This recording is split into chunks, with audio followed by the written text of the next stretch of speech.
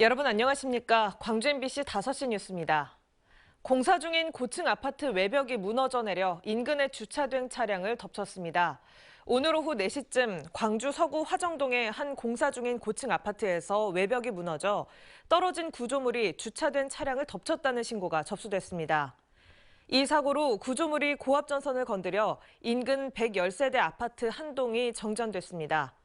경찰과 소방당국은 안전 조치를 하는 한편 인명피해 여부를 확인 중입니다.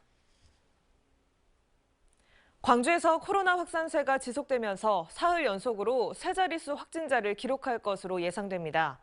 광주시의 경우 오늘 오후 2시까지 94명이 신규 확진돼 어제 176명에 이어 사흘 연속으로 하루 확진자가 100명을 넘을 것으로 보입니다.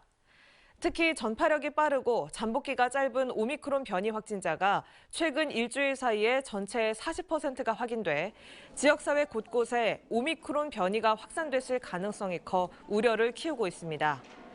방역당국은 증상이 있거나 취약시설 등을 방문한 사람은 서둘러 진단검사를 받고 특별 방역대책에 적극 협조하는 등 확산 방지에 노력해달라고 당부했습니다.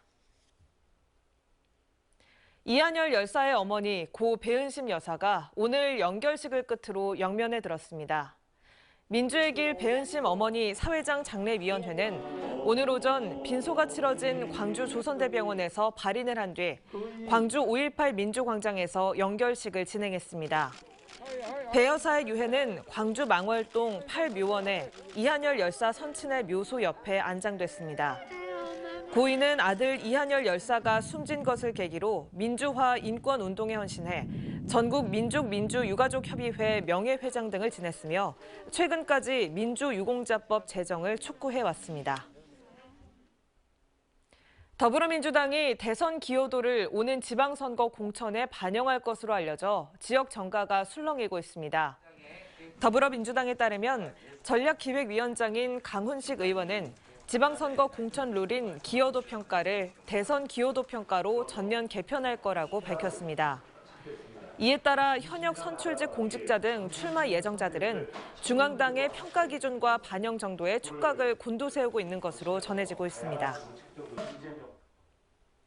광주 교육 대전환 혁신포럼이 출범식을 갖고 본격적인 활동에 들어갔습니다. 혁신포럼은 코로나19와 4차 산업혁명 등으로 교육의 변화가 필요한 시기에 광주 교육의 대전환을 위한 교육 공동체의 지혜를 모으기 위한 활동을 펼칠 예정입니다. 또 지속적인 정책 토론회와 시민 정책 발굴, 정책 제안 등의 활동을 통해 광주 교육의 미래를 설계하는 역할도 모색하기로 했습니다. 아파트 위탁 관리업체의 보험료 부당징수 의혹을 제기한 광주 MBC의 보도와 관련해 정의당 광주시당이 시민들의 추가 제보를 받기로 했습니다. 정의당 광주시당은 보도자료를 통해 직원 보험료 부당 청구 등 아파트 위탁 관리 문제 해결을 위한 특별위원회를 설치하고 시민들의 공익 제보를 받는다고 밝혔습니다. 정의당은 제보 내용을 바탕으로 다음 주 위탁관리회사의 부정 의혹에 대한 주민 성토대회를 열 계획입니다. 전남 지역 보육 환경에 격차가 있다는 연구 결과가 나왔습니다. 전남 여성가족재단이 발간한 보육 서비스 현황과 지원 개선 방안 보고서를 보면 전남 197개 읍면동 가운데 32%인 95개 읍면동에는 어린이집이 없습니다.